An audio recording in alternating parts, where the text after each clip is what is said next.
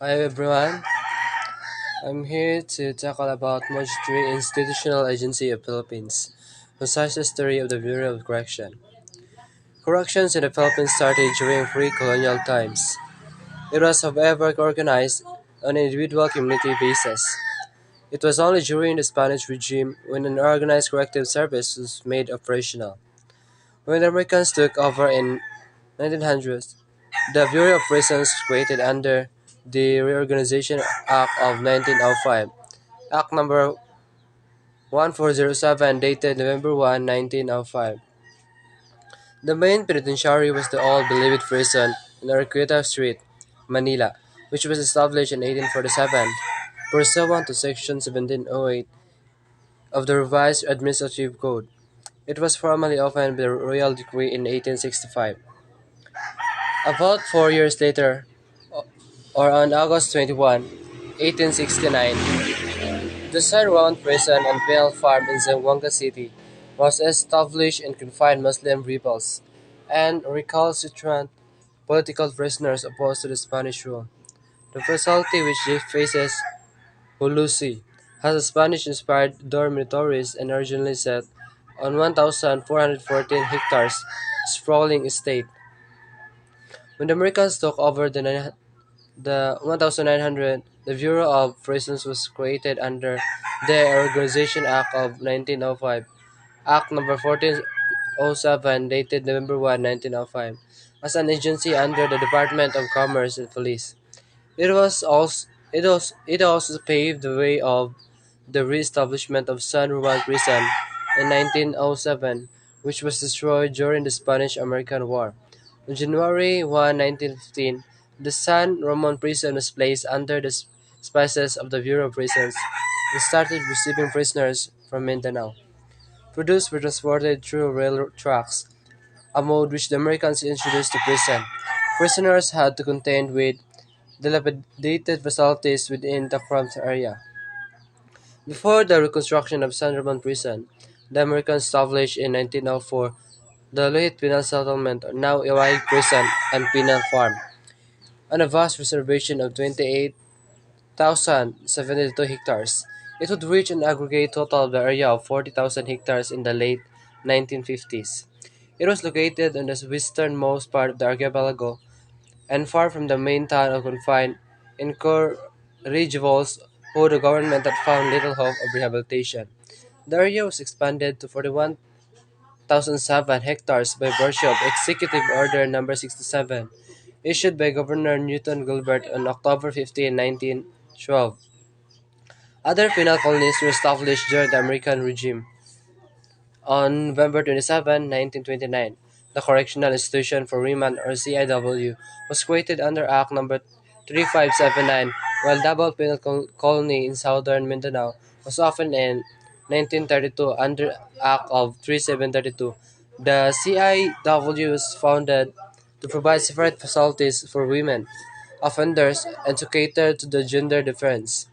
To date, it is the lone women's prison in the country. Prisoners have to build their basic housing areas using materials available in the prison reservation. After the American regime, two more penal institutions were established. These were Sablayan Prison and Penal Farm in Occidental Mindoro under Proclamation No. 72 issued on September 26, 1954, and later Regional Prison under Proclamation No. 1101 issued on January 16, 1973. The Bureau of Prisons was renamed Bureau of Corrections under the new Administrative Code of 1987, issued on November 23, 1987, and proclamation on 495 of the President. It is one of the attached agency under the supervision and control of the Department of Justice. Next is Code of Kalantiaw. Article 1. You shall not kill, neither shall you steal, neither shall you do harm to the aged, lest you incur the danger of death. All those who infringe this order shall be condemned to death by being thrown in the river or in boiling water. Article 2. You shall obey. Let all your debts with the headman be made punctually. He who does not obey shall receive for the first time 100 lashes. If the debt is large, he shall be condemned to thrust his hand in boiling water thrice, For the second time, he shall be beaten for that. Article 3. Obey you. Let no one have women that are very young, nor more than he can support, nor be given to excessive lust. He who does not comply with obey and observe this order shall be condemned to swim for 3 hours for the first time, and for the second time to be beaten to death with sharp thorns. Article 4. Observe and obey. Let no one disturb the quiet of the graves. When passing by the caves and trees where they are, give respect to them. He who does not observe this shall be killed by ants, or beaten to death with thorns. Article 5. Who shall obey? He who exchanges for food, let it be always done in accordance with his word. He who does not comply shall be beaten for 1 hour. He who repeats the offense shall be exposed for 1 day among ants. Article 6. You shall be pleased to reverse sites that are held in respect, such as those of trees who recognize worth and other sites. He who fails to comply shall pay with 1 month's work in gold or in honey. Article 7. This shall be put to death. Who, he who kills trees of venerable appearance, who shoot arrows at night at old men and women, he who enters the houses of the headman without permission, he who kills a shark or a street cayman. Article 8. Slavery for a doom, a certain period of time, shall be suffered by those who steal away the women of the headman, by him who keep ill-tempered dogs that bite the headman, by him who burns the fields of another. Article 9. All these shall be beaten for 2 days. Who sing while traveling by night, kill the manual, tear the documents belonging to the headman, are malicious liars, or who mock the dead. Article 10. It is decreed an obligation that every mother teach a whole day to her daughters matters pertaining to lust and prepare them for womanhood. Let not men be cruel, nor punish the women when they catch them in act of adultery. Whoever shall disobey shall be killed by being cut to pieces and thrown to the Caymans. Article 11. This shall be born they shall be warned, who by their strength or cunning have mocked at the escape punishment, or who have killed young boys, or tried to steal away the women of the elders. Article 12. This shall be drawn, all who interfere with their superiors, or their owners or masters, all those who abuse themselves through their lust, those who destroy their anitos or idols by breaking them or throwing them down. Article 13. All these shall be exposed to ants for a half a day, who kill black cats during a new moon, or steal anything from the chiefs or grounds, however small the object may be. Article 14. They shall be made slave for life, who have beautiful daughters and deny them to the sons of chiefs, and with bad faith hide them away. Article 6, Article 5. Article 15. Concerning beliefs and superstitions, they shall be beaten, who eat the deceased flesh of beasts which they hold in respect, or the herb which they consider good, who wound or kill the young of an manual or the white monkey. Article 16. The fingers shall be cut off of all those who break idols of wood and clay in their elegance and temples, of those who destroy the daggers of the Tagalons, or break the drinking jars of the latter. Article 17. These shall be killed who profane sites where idols are kept, and sites where are buried and sacred things of their dewatas and headmen. He who performs his necessities in those places shall be burned. Article 18. Those who do not cause these rules to be obeyed, if they are headmen, they shall be put to death by being stoned and crushed, and if they are agorals, they shall be placed in rivers to be beaten by sharks and caimans. 7. Institutional correction of the Philippines. First, the new Bilibid Prison or NBP in Muntinlupa, Metro Manila, is the main insular penitentiary designed to house the prison population of the Philippines. It is maintained by the Bureau of Correction, or the Bucor, under the Department of Justice. As of May 2018, the NBP housed 26,877 convicted criminals. In 1940, prisoners were transferred to the NBP from the old Bilibid prison, also known as Cárcel y Presidio Correccional, Spanish for Correctional Jail and Military Prison in Manila. The remnants of old facility was used by the City of Manila as its detention center, known today as Manila City Jail. The penitentiary had an initial land area of 551 hectares or 1,360 acres, but 104 hectares were transferred to a housing project of the Department of Justice. Additional land of the NPP reservation is used for the Bureau of Correction headquarters. During Japanese occupation of the Philippines during World War II, Bilibid was a prison of war and civilian internee camp where American soldiers and civilians were held by the Japanese.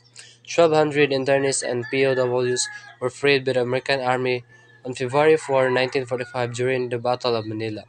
The government of the Philippines plans to create a regional prison in Nueva Ecija through a public-private partnership.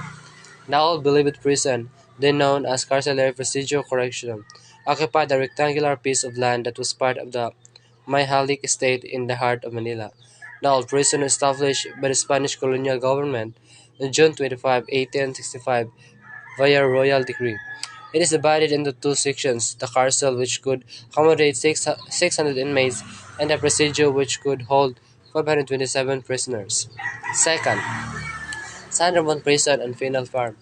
According to historical accounts, the San Ramon Prison was established in southern Zamboanga on August 21, 1870, through a royal decree promulgated in 1869.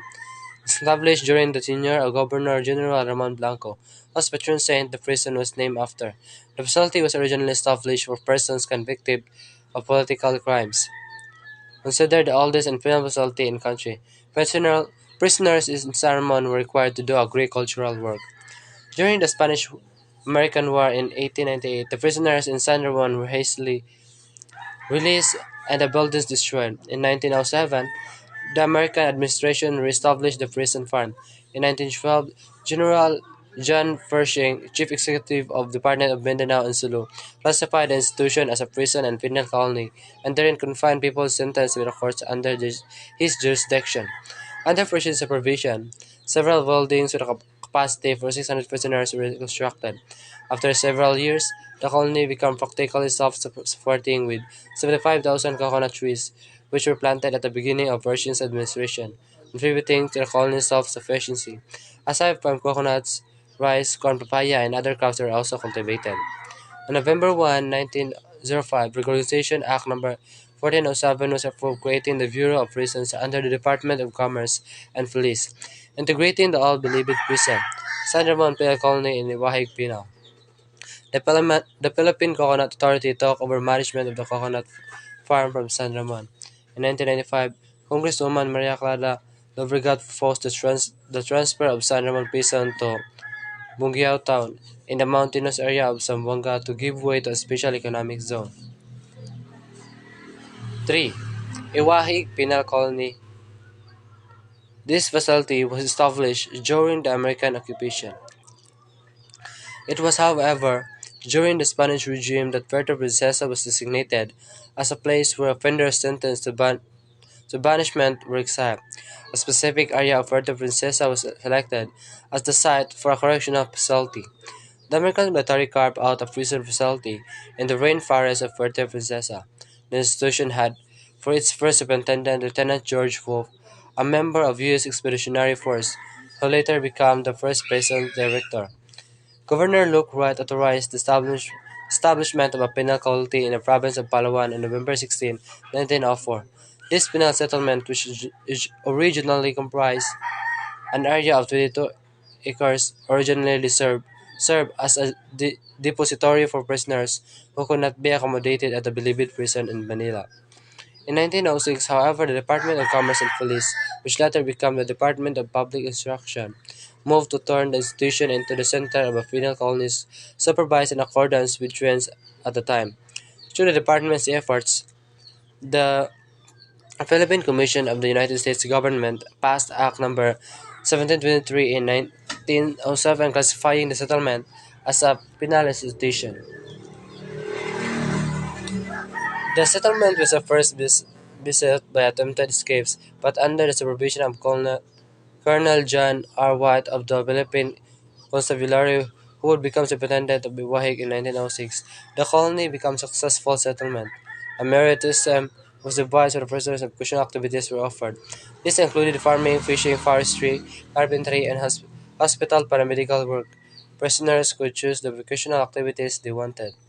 In 1955, Administrative Order Number 20 was promulgated by the President and implemented by the Secretary of Justice and the Secretary of Agriculture and Natural Resources.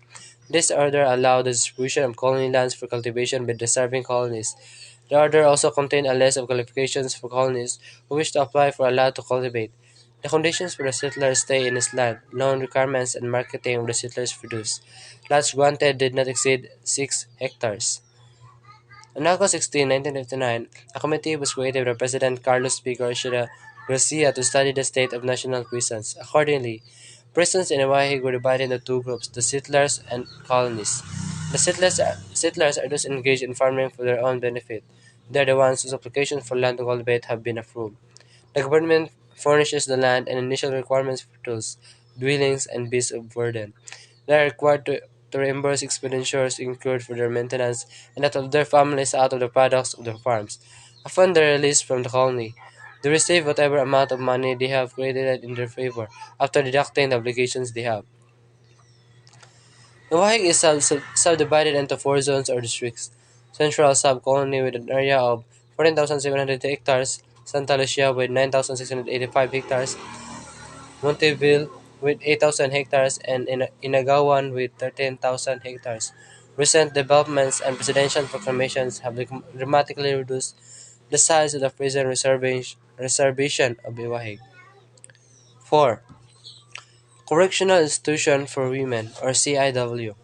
In a report dated January 22, 1959, submitted to a committee created by Administrative Order Number 287 by the President of the Philippines, it was noted that before a separate building was constructed especially for women prisoners, all female convicts were confined at the All Believed prison on Ascaraga, Santa Manila. The male prisoners were confined in dormitories near the women's quarters. Because of these conditions, vocational activities of women prisoners were limited to embroidery. When they become ill, the women were confined in a separate building which served as a hospital with nurses and prison physicians. When women prisoners needed surgery, they were operated on at the Bilibid prison. After the operation, they were transferred to the infirmary for convalescence. Prison authorities were aware of the conditions that the women prisoners had to endure. Consequently, the transfer of the woman to a separate site became inevitable.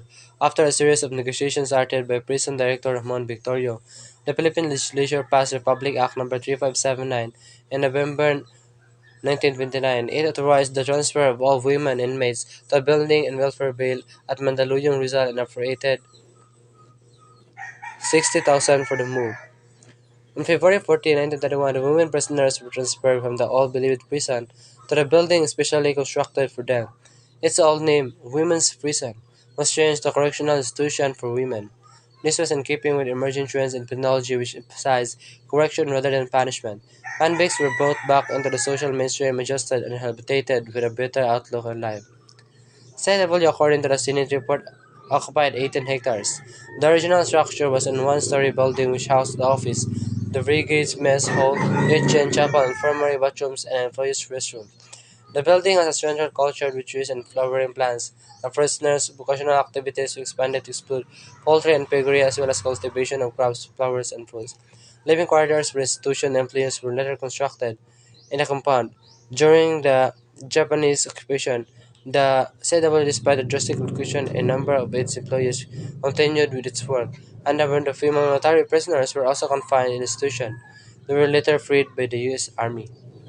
After the war, the CIW resumed its normal operations. Weekly, criticism classes were introduced, a dental clinic was built, local telephones were installed in the guards' quarters, the Bureau of Public Works made major efforts in the main building and the workshops and infirmary were constructed for its inmates' use. The infirmary during the time could accommodate around 16 patients in 2000. A year forestry building was constructed for the Department of Public Works within the grounds of CIW. It is a growing organization in the facility. The CIW, with a capacity for only 2,000 inmates, had to accommodate 1,000 inmates. Fifth, the Davao Penal Colony. The Davao Penal Colony is the first penal settlement founded and organized under Filipino administration. The settlement, which originally had an area of approximately 30,000 hectares in the districts of Panabo and Tagum, Davao del Norte, was formally established on January 21, 1932 by virtue of Act No. 3732. This act authorized the Governor-General to lease or sell the lands, buildings, and improvements in San Ramon Prison and Wahig Penal Colony. It also granted authority to the Secretary of Justice to establish a new prison and penal colony in a suitable public land. A budget of 500,000 was allocated. Several committees were created to pick a suitable site for the penal settlement. In accordance with the recommendation of those committees, Governor Dwight Davis signed Proclamation Number 414 on October 7, 1931, which reserved a site for the penal colony in Davao Province in Mindanao. The site offered ideal conditions of agricultural activities. During World War II, the colony was converted into a concentration camp where more than 1,000 Japanese internees were committed by the Philippine American Armed Forces. The Japanese were treated in accordance with the orders of the American commanding officer. On December 20, 1941, the Japanese Imperial Forces attacked Davao and the colony was among the establishments taken over by the invading army. The entire settlement was thrown into confusion and a great number of prisoners escaped. Normal operations were notably disturbed. November 8, 1942, an administrative director of prisons transferred the colony and its properties to the Japanese authorities. The remaining colony employees, their families, and the inmates evacuated to Iwahig, where they organized the Davao Penal Colony of Inagawan Sub-Colony. The organization of the colony in exile was authorized by virtue of Memorandum Order No. 60 dated June 28, 1943 and signed by the Director of Prisons.